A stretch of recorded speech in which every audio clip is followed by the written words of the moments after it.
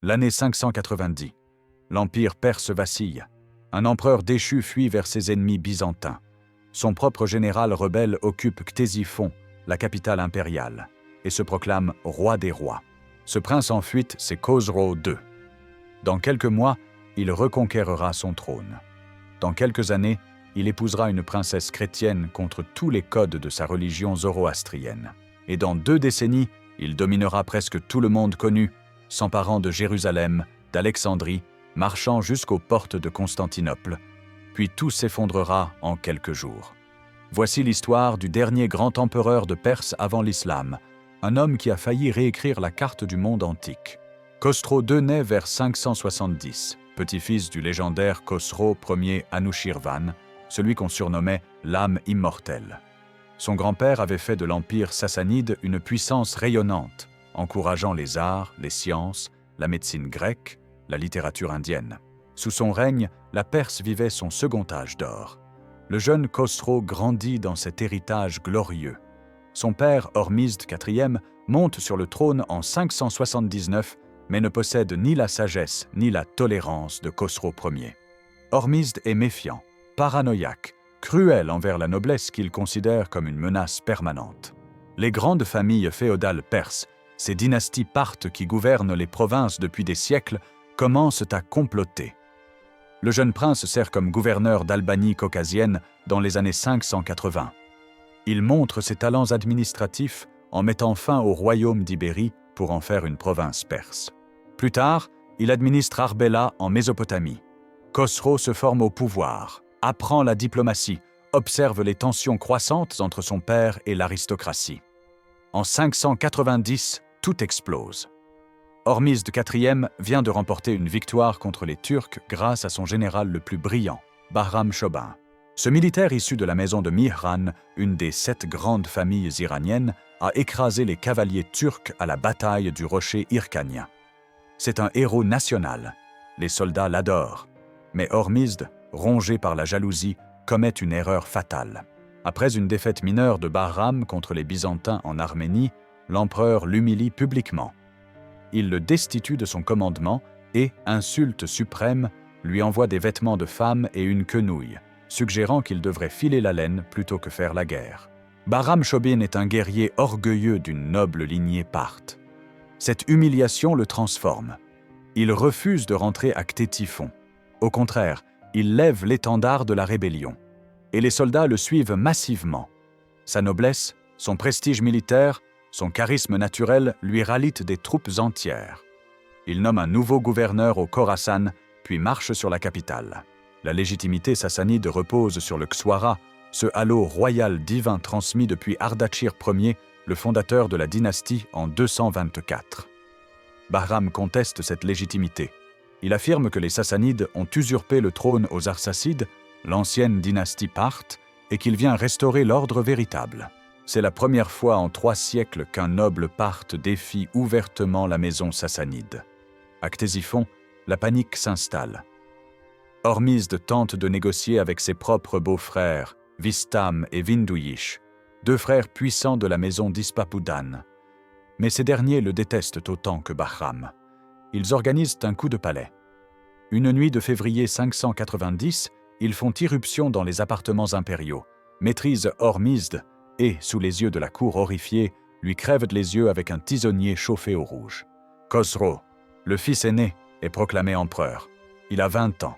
Ses oncles pensent le manipuler facilement. Quelques mois plus tard, Hormizd IV meurt en prison, probablement assassiné avec l'accord tacite de Khosrow. Les rumeurs circulent. Bahram Chobin les exploite, accusant le nouveau roi de parricide pour saper sa légitimité. Le jeune empereur ne peut affronter Bahram. Le général rebelle dispose d'une armée aguerrie et fidèle. Khosrow rassemble ce qu'il peut de troupes loyalistes et marche à sa rencontre près du canal de Nahrawan, à quelques kilomètres de Ctésiphon. Le combat tourne au désastre. Les soldats de Khosrow, démoralisés, se font écraser. Le roi doit fuir précipitamment avec ses 2 oncles, ses épouses et une trentaine de nobles. Ctésiphon tombe aux mains de Bahram, qui s'autoproclame Bahram VI, roi des rois, à l'été 590. Il invoque même une prophétie apocalyptique zoroastrienne selon laquelle un sauveur viendrait restaurer l'ordre à la fin du millénaire de Zoroastre. Pour la première fois depuis 4 siècles, quelqu'un d'extérieur à la dynastie sassanide s'assoit sur le trône de Perse. Khosro fuit vers l'ouest, vers le territoire de ses ennemis héréditaires, les Byzantins. Khosro II arrive en Syrie byzantine avec sa petite troupe de fidèles. Il est un prince déchu, un fugitif, un homme sans royaume. Sa seule chance de survie réside dans une alliance avec l'Empire romain d'Orient. Il envoie un message à Martyropolis, une ville frontalière occupée par les Perses, leur ordonnant de cesser leur résistance contre les Byzantins. Personne ne l'écoute. Il n'a plus d'autorité. Il contacte directement l'empereur Maurice qui règne à Constantinople depuis 582. Maurice est un militaire compétent, un homme pragmatique. Il a passé sa vie à combattre les Perses. Mais il sait reconnaître une opportunité stratégique. Un empereur perse redevable de Byzance, cela vaut de l'or. Les négociations commencent. Khosro offre ce qu'aucun empereur sassanide n'a jamais concédé, des territoires. En échange de l'aide militaire byzantine, la Perse restituera Amida, Karès, Dara et Martyropolis. Elle cessera toute ingérence en Ibérie et en Arménie. Elle abandonnera le contrôle de l'Azika.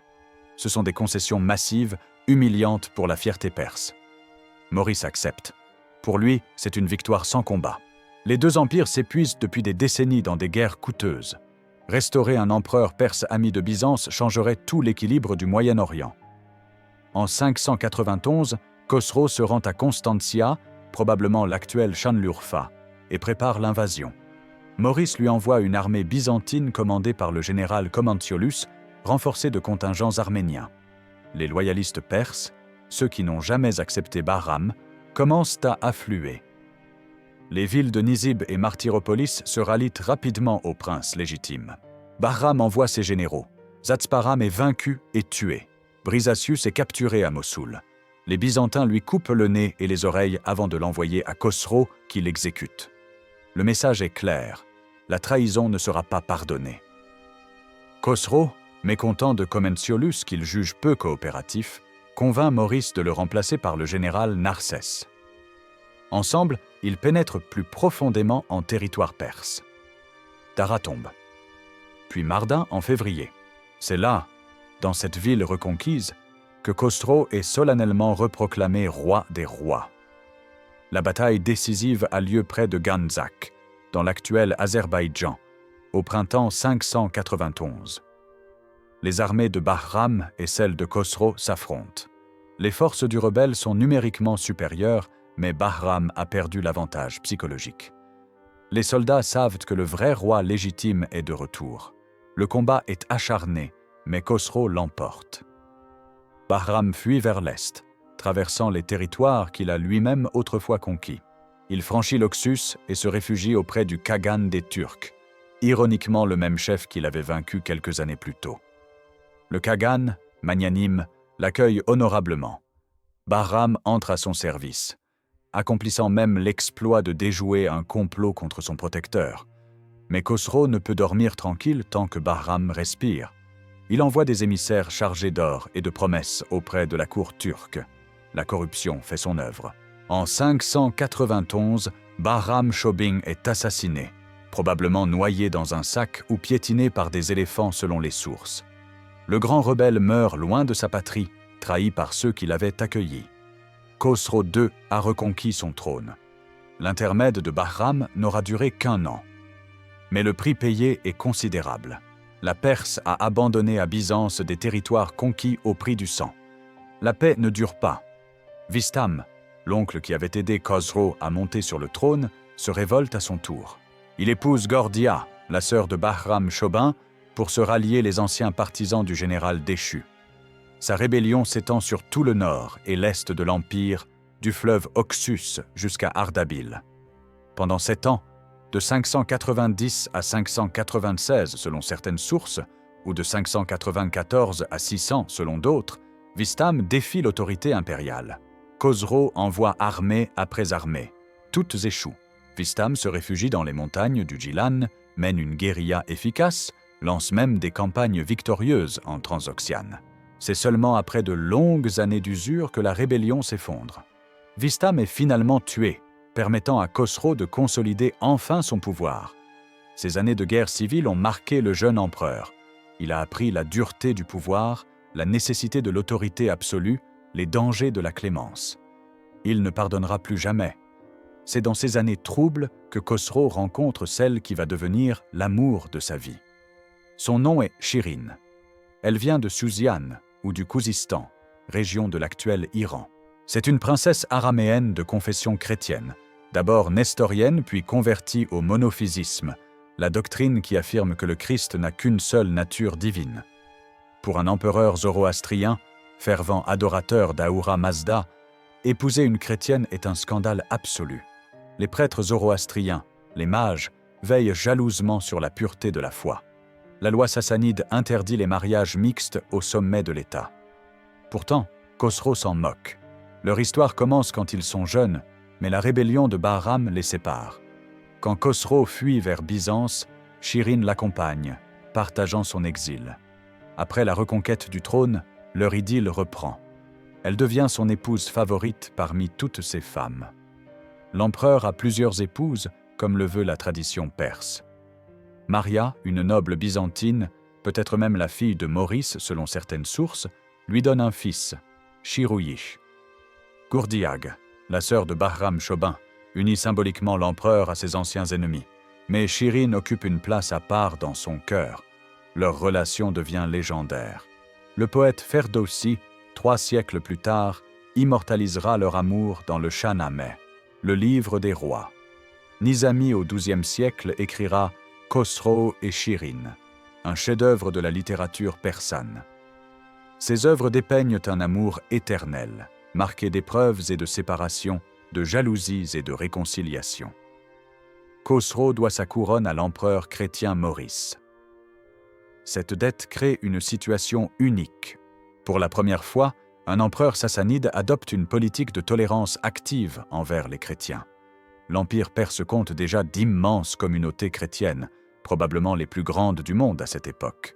Mais elles vivent dans la méfiance constante, persécutées dès que le pouvoir les soupçonne de collusion avec Byzance. Sous Khosro, les choses changent. Shirin elle-même devient une protectrice de la foi chrétienne.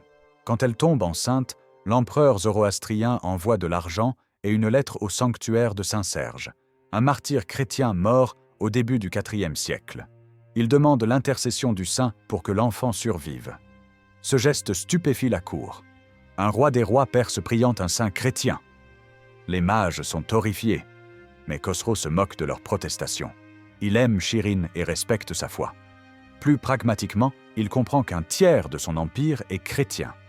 Les aliénés seraient stupides. Cette tolérance a ses limites. Khosro reste zoroastrien dans son âme. Il fait construire des temples du feu, soutient les mages, se présente comme le défenseur de la vraie foi mazéenne. Mais il ne persécute plus les minorités religieuses comme le faisaient ses prédécesseurs. C'est un équilibre délicat qui lui vaut à la fois l'admiration et la méfiance.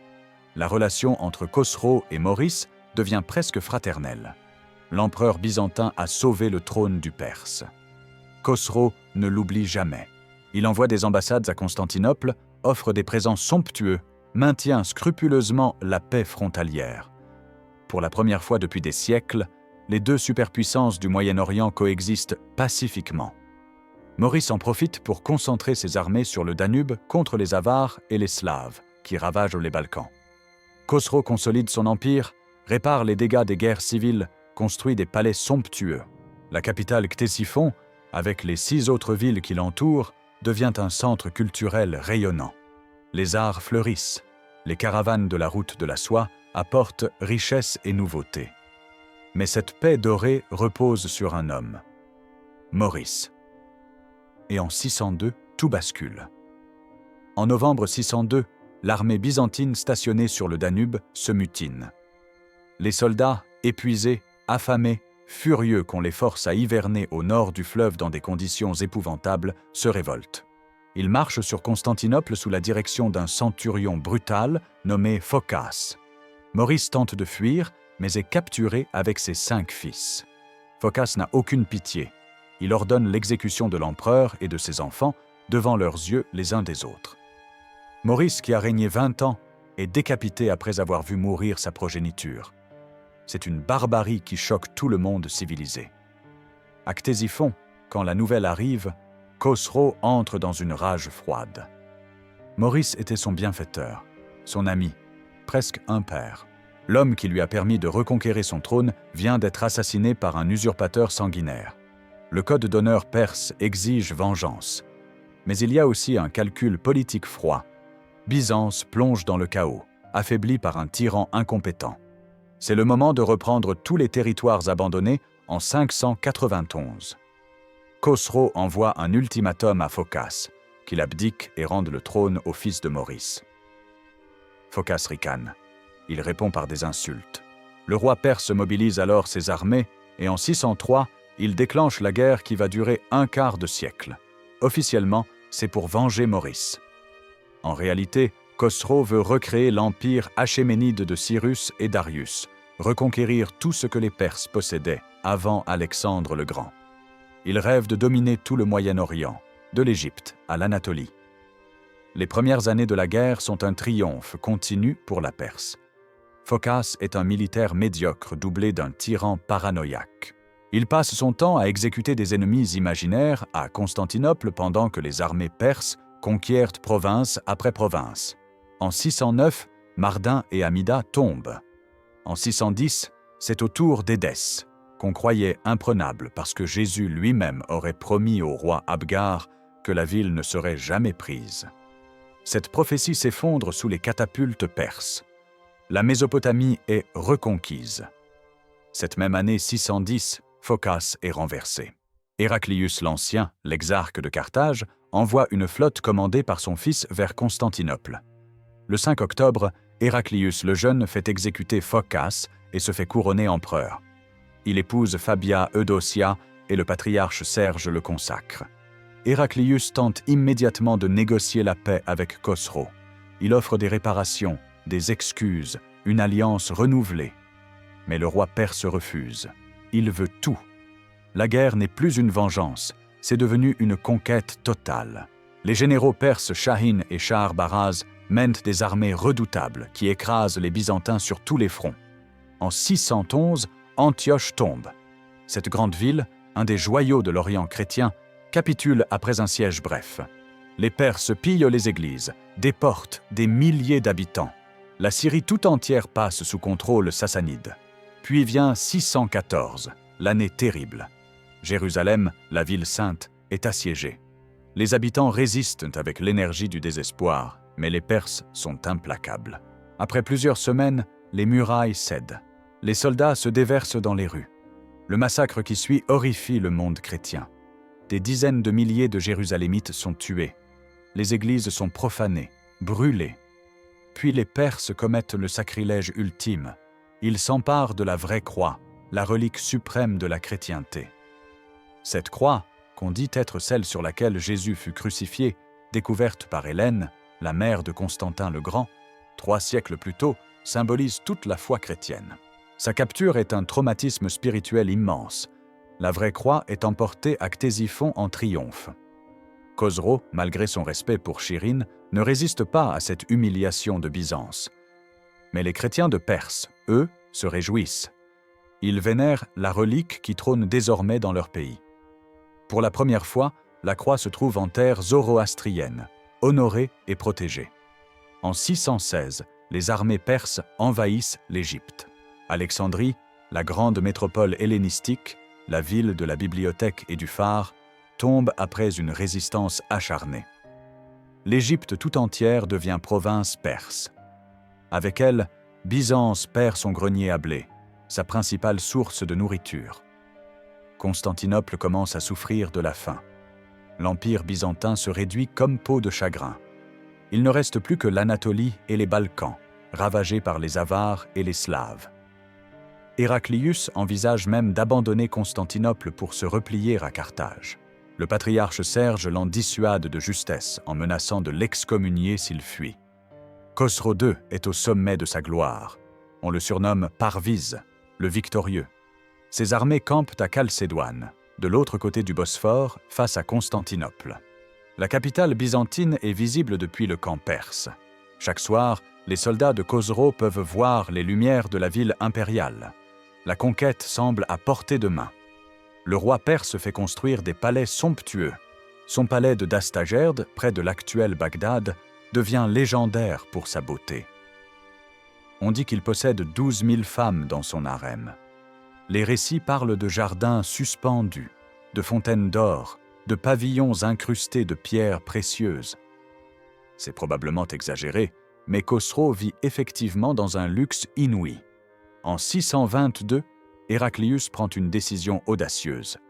Au lieu de défendre passivement, il décide d'attaquer.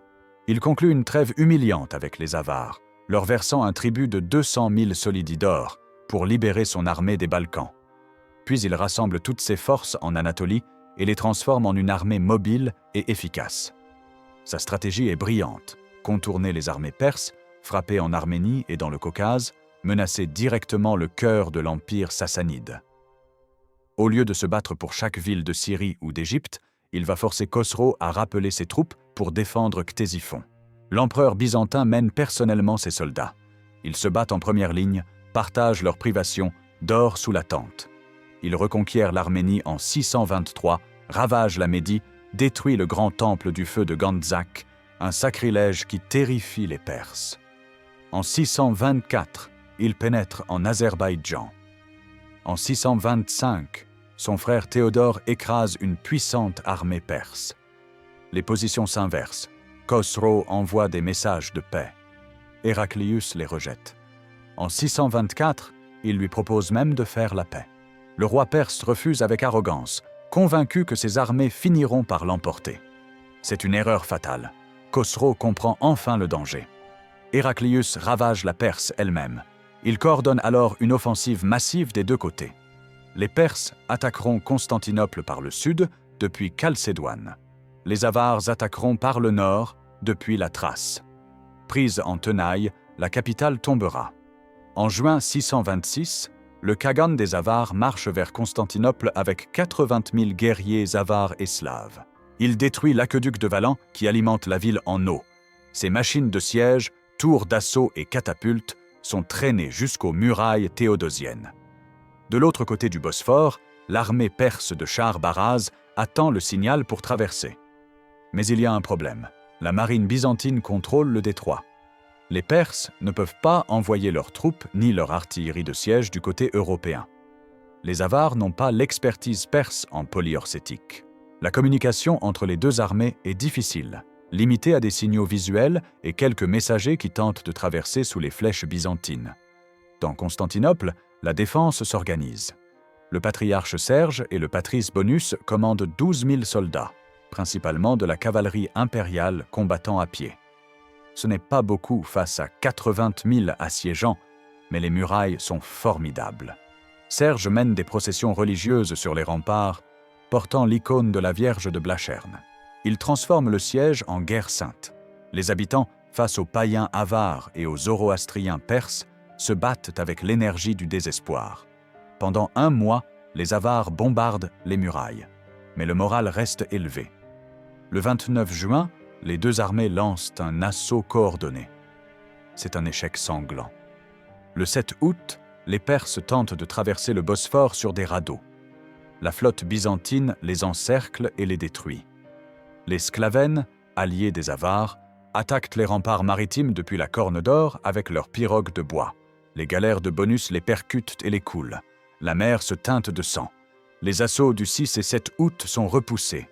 Puis arrive la nouvelle que Théodore, le frère d'Héraclius, vient d'écraser l'armée du général perse Shahin. Les Avars paniquent.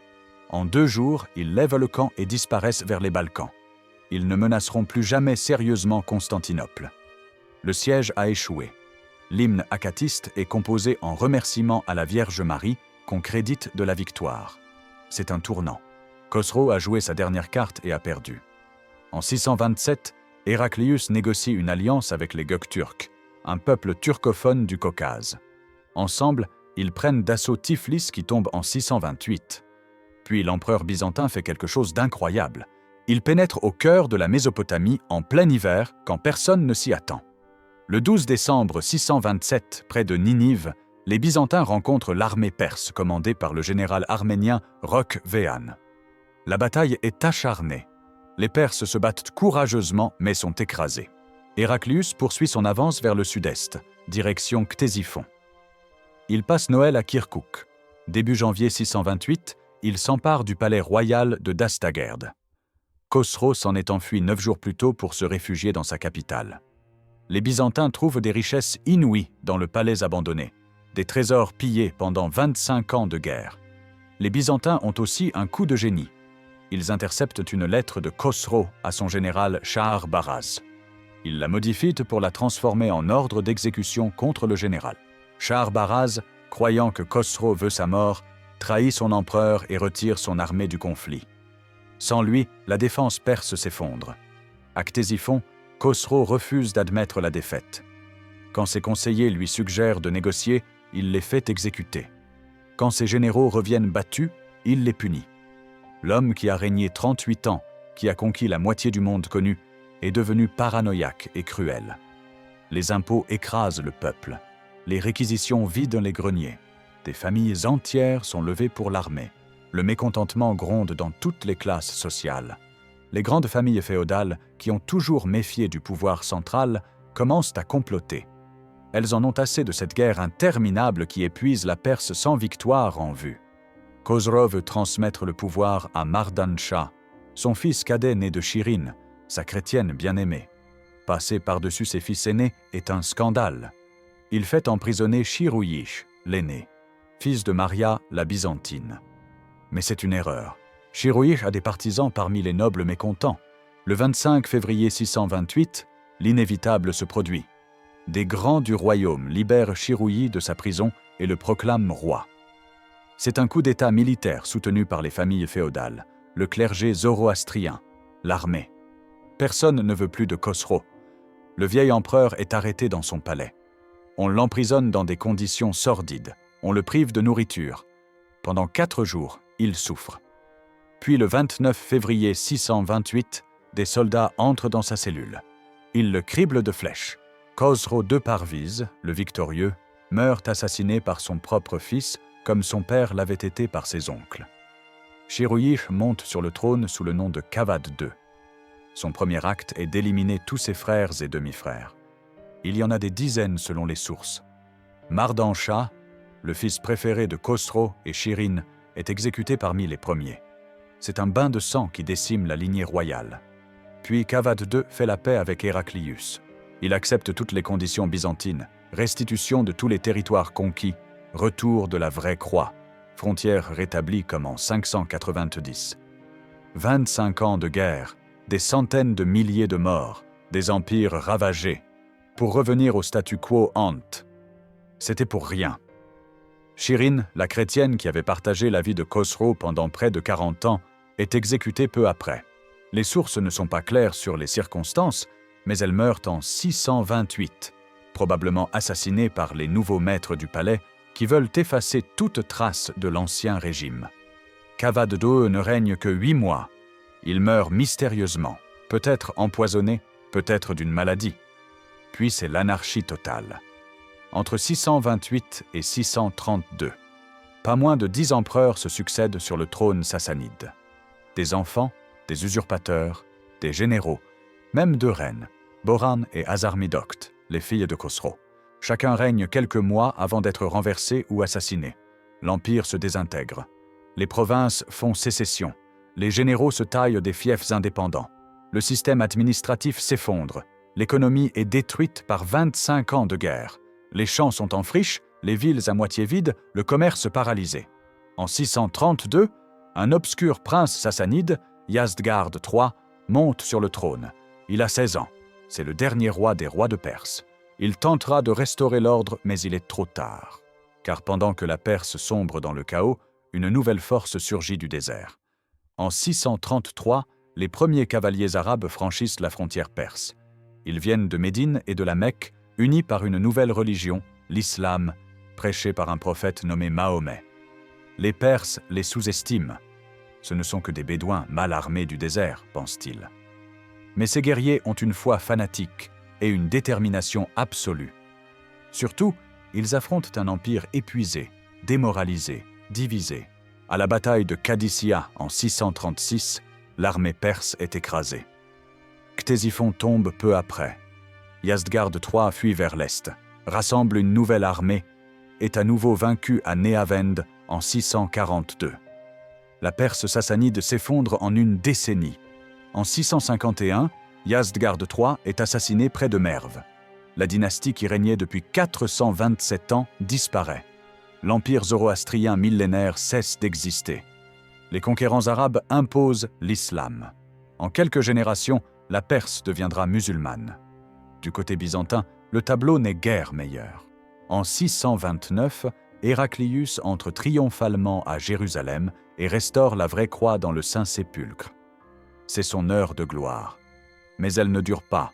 En 634, les mêmes Arabes qui détruisent la Perse attaquent la Syrie byzantine. Héraclius envoie des armées, mais elles sont battues. En 636, à la bataille du Yarmouk, les Byzantins subissent une défaite catastrophique. La Syrie est perdue. Puis c'est le tour de la Palestine, de l'Égypte. En 641, Héraclius meurt, brisé, ayant vu toutes ses conquêtes perdues. Les deux empires qui se sont épuisés pendant un quart de siècle dans une guerre fratricide n'ont plus la force de résister à cette nouvelle menace. L'islam balaie le Moyen-Orient. En quelques décennies, les Arabes conquièrent l'Afrique du Nord, l'Espagne, menacent Constantinople. Le monde antique meurt. Le Moyen-Âge commence.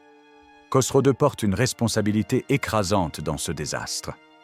Sa guerre de revanche et de conquête contre Byzance était peut-être légitime au départ, motivée par la mort de Maurice. Mais elle est devenue folie mégalomane. Un empire ne peut soutenir 25 ans de guerre totale sans s'effondrer. Ses victoires étaient illusoires. Conquérir la Syrie, l'Égypte, Jérusalem, c'est impressionnant, mais ces provinces ne sont jamais vraiment soumises. Les populations locales, majoritairement chrétiennes, restent hostiles à l'occupant zoroastrien. Les garnisons perses coûtent une fortune à maintenir. Les lignes de communication s'étirent dangereusement. Quand Héraclius contre-attaque, tout s'effondre d'un coup. Khosrow a aussi commis l'erreur de négliger ses frontières arabes. En 609, il fait exécuter le roi Lakhmide al-Nouman Toué, supprimant ainsi le royaume tampon qui protégeait la Mésopotamie du désert. Les Lakhmides servèrent de gardiens contre les tribus bédouines. Sans eux, la frontière sud est béante. 20 ans plus tard, les cavaliers musulmans s'y engouffrent, sans résistance. Et pourtant, malgré ces erreurs catastrophiques, Khosrow II reste une figure fascinante. C'était un homme de contradiction. Zoroastrien dévot qui épouse une chrétienne. Conquérant impitoyable qui protège les minorités religieuses. Monarque absolu qui se soumet aux avis de Shirin. Stratège brillant qui se transforme en tyran paranoïaque. Son règne marque l'apogée et la fin de la Perse sassanide. Sous lui, l'empire atteint son extension maximale, de l'Égypte à l'Oxus. La culture perse rayonne. L'art sassanide connaît son âge d'or. Les reliefs de Takhe-Bostan, sculptés sous son règne, montrent l'empereur en majesté, chassant le sanglier, recevant l'investiture divine. Ces sculptures sont parmi les plus belles de l'Antiquité tardive. Mais après lui, c'est le néant. L'empire s'effondre en quelques années. La dynastie s'éteint dans le sang. La religion zoroastrienne est presque anéantie. Seule survit la mémoire littéraire de Khosrow et Shirin, leur histoire d'amour tragique immortalisée par les poètes. Il y a quelque chose de profondément triste dans le destin de Khosrow et Shirin. Ils s'aimaient réellement, par-delà les différences de religion et de culture. Leur union symbolisait une possibilité de coexistence entre zoroastrisme et christianisme, entre Perse et monde gréco-romain. Mais leur amour ne suffit pas à sauver l'empire. Shirin ne peut empêcher Khosrow de sombrer dans la tyrannie paranoïaque de ces dernières années. Elle ne peut le protéger du coup d'État. Elle meurt peu après lui, probablement exécutée par les mêmes hommes qui l'ont assassiné. Dans la légende, leur histoire se termine plus noblement. Ferdowsi raconte que Shirin se suicide sur le tombeau de Khosrow, préférant la mort à la vie sans lui. C'est probablement faux, mais c'est beau. Les Perses ont transformé leur destin tragique en épopée romantique, en symbole d'amour éternel. La littérature persane a fait de Khosrow un héros aussi grand comme amant que comme roi. Les miniatures médiévales le montrent avec Shirin, conversant dans des jardins, chassant ensemble, s'aimant malgré les obstacles. Ces images ont façonné l'imaginaire persan pendant des siècles. L'histoire de Khosrow II est une tragédie classique. Un prince qui perd son trône, le reconquiert contre toute attente, épouse l'amour de sa vie, conquiert la moitié du monde connu, puis perd tout et meurt assassiné. C'est la montée et la chute d'un homme et d'un empire. Mais c'est aussi l'histoire de la fin d'un monde. Khosrow était le dernier grand monarque de l'Antiquité tardive. Après lui, après la conquête arabe, tout change. Le zoroastrisme disparaît presque complètement. Le christianisme oriental, florissant sous les Sassanides malgré les persécutions, est marginalisé par l'islam. La culture gréco-romaine recule. Le Moyen-Âge commence véritablement. La guerre entre Khosrow et Héraclius était la dernière des grandes guerres gréco-perses qui avaient commencé avec Marathon et Salamine 1000 ans plus tôt. C'était le dernier affrontement des deux civilisations qui avaient dominé le Moyen-Orient depuis Alexandre, et leur combat mutuel les a tous les deux détruits, laissant le champ libre à une nouvelle force, l'islam arabe, qui n'existait même pas au début de leur guerre. Khosrow a failli détruire Byzance. Ses armées ont campé face à Constantinople, ont conquis Jérusalem, ont dominé la Méditerranée orientale. Mais failli n'est pas réussi. Héraclius a retourné la situation par son génie militaire, et finalement, personne n'a gagné. Les deux empires se sont entretués pendant que le monde changeait autour d'eux. C'est cela, la véritable leçon de l'histoire de Khosrow II. Les guerres d'orgueil et de vengeance, même les plus victorieuses, ne mènent qu'à la ruine. La force militaire sans vision politique ne sert à rien. Et les empires, même les plus puissants, ne sont jamais à l'abri d'un effondrement soudain quand leur énergie est épuisée. Le dernier grand roi de Perse meurt dans une prison, criblé de flèches.